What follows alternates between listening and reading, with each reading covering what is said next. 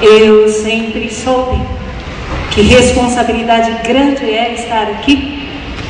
Então eu faço questão da oração, porque foi assim que eu aprendi, que convém que eu diminua, que Jesus Cristo cresça, que a igreja interceda e que no espírito unânime invoquemos a presença do Senhor e saiamos renovados, transformados, edificados na palavra de Deus, que é vida e é viva e eficaz.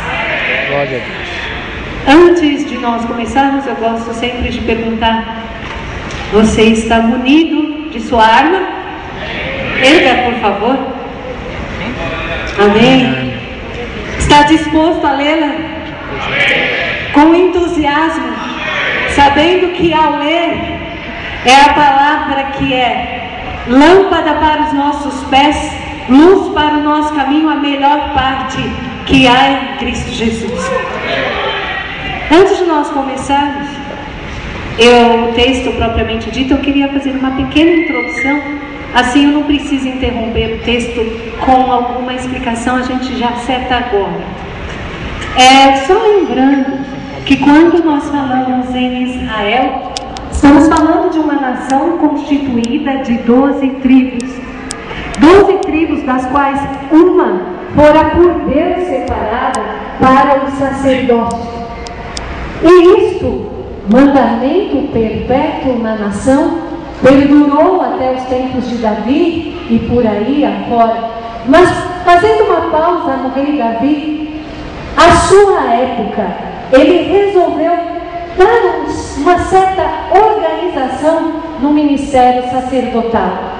Então, se nós voltarmos lá no princípio da nação, nós vamos encontrar Arão e seus filhos sendo chamados para este ministério.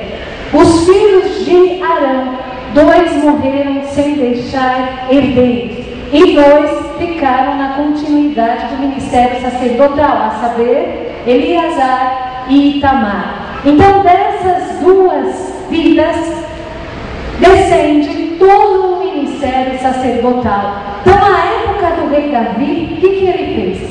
Reuniu todos os sacerdotes. Depois os separou em 2 grupos: os descendentes de Eleazar e os descendentes de Itamar.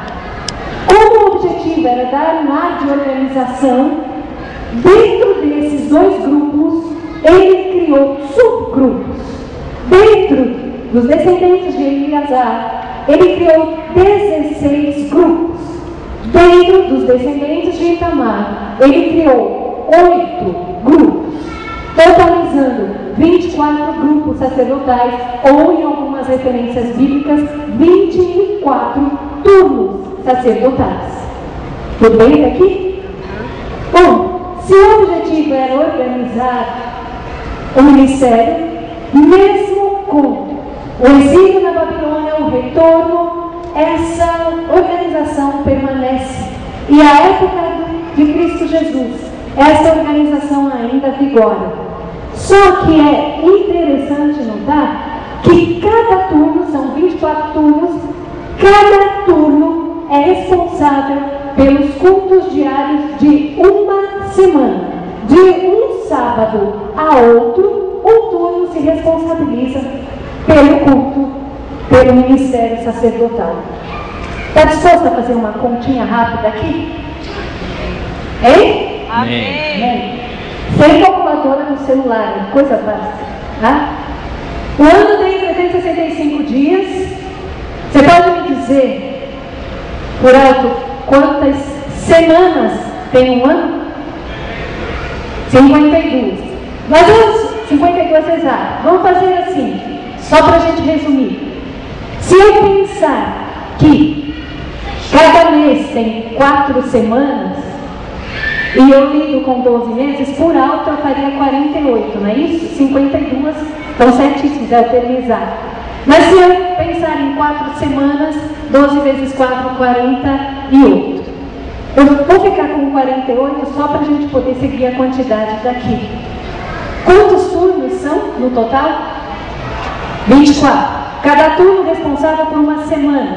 Se eu pensar em 48 semanas, a pergunta é: durante o ano, quantas vezes cada turno vai fazer as atividades sacerdotais no templo?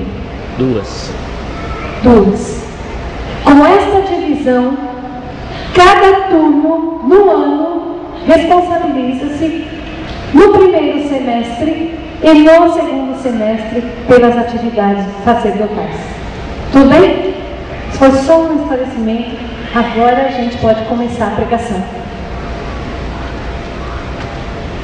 Antes, quem lê Levítico sabe que muitas obrigações tinham os sacerdotes diariamente, muitos sacrifícios, muitos ritos, mas a gente vai se ater a um em específico, que é a queima do incenso. Uma das atividades sacerdotais diárias era a queima do incenso. Eu acho que você lembra em Atos dos Apóstolos, no momento em que Pedro e João curam um coxo, o Lucas, que escreve Atos dos Apóstolos, ele toma o cuidado de começar o capítulo 3 assim: e Pedro e João subiam juntos ao templo à hora da oração, a 9ª. Diariamente, pela manhã e pela tarde, havia os cultos de oração, vamos dizer assim. Cultos de oração que simbolicamente o sacerdote tinha de oferecer o incenso, queimar o incenso no altar, porque o cheiro do incenso subindo significava que ele, sacerdote, estava oferecendo a Deus a oração do povo como uma oferta suave para subir ante a face do Deus Altíssimo. Então esse serviço era feito por um sacerdote, que quem vai fazer? Depende da ordem em que você está. Eram 24 ordens. E tinha uma 8ª ordem, que foi chamada de a ordem de Abias. Quero que você grave isso, a ordem de Abias. 8ª ordem. Agora, na época de Cristo, estimam os historiadores que havia 20.000 sacerdotes. É claro que provavelmente uma descendência com mais, uma outra descendência com menos, então não dá para fazer uma distribuição igualitária nos 24 turnos, mas vamos fazer por média. Isso dá uma média de 800 sacerdotes por turno. Como é que a gente vai fazer para saber quem faz o quê? O costume é lançar sorte. Lança-se a sorte porque é assim. Ninguém tem preferência, nenhum julgamento ou arbítrio humano influencia, lança-se a sorte. E aí, decide-se a ordem e decide-se quem faz o quê. Tá certo? Se você está com a sua Bíblia, por favor, abra no Evangelho de Lucas e o capítulo é o capítulo 1. Eu gostaria que você se pusesse em pé. Eu gosto muito que você participe lendo, porque é muito bom ouvir daqui a leitura que você faz da palavra, porque é isso que importa. Consultar a palavra, estudar a palavra, mergulhar na palavra. Já abriu em Lucas 1? Amém. Nós vamos discorrer Lucas 1, mas a gente vai por etapas, de acordo com aquilo que, os temas que forem aparecer e forem possíveis de aplicar para as nossas vidas. Por enquanto, a gente vai ler do 5 ao 7, todos juntos. Mas, irmãos, eu gostaria de ouvir a sua leitura, aquela leitura apaixonada. Afinal, o que está na sua mão é nada mais, nada menos do que a boca de Deus. Do 5 ao 7, podemos começar? 5. Existiu, no tempo de Herodes, rei da Judeia, um sacerdote chamado Zacarias, da ordem de Abias, e cuja mulher era das filhas de Arão, e o seu nome era Isabel. E eram ambos justos perante Deus, andando sem repreensão em todos os mandamentos e preceitos do Senhor. E não tinham filhos, porque Isabel era estéril, e ambos eram avançados em idade. Por enquanto, você pode sentar até